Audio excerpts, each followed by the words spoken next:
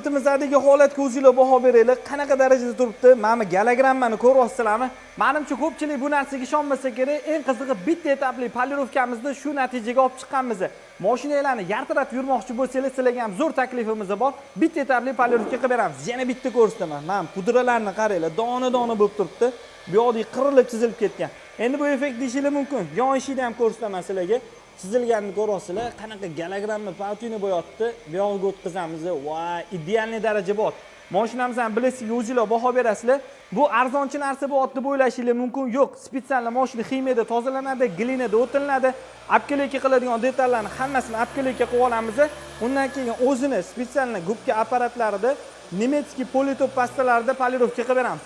Ha, nikellarni qaranglar, polirovkadan keyin yartirab chiqqanini. Agar sizlarga mana shunaqa bitta etapli yartiratib yuriladigan polirovka kerak bo'ladigan bo'lsa, pastki nomerlarga murojaat qilinglar, ishlarni idealni qilib beramiz. Narxi unaqa qimmat emas. Telefon qilsanglar, xudo xolasa aytib o'tamiz. Undan tashqari broneplenka xizmat kerak bo'lsa ham, ishlarni sifatli kafolati bilan bitirib beramiz. Tez bu videoni yaqin tanishlaringizga jo'natib qo'yasizlar.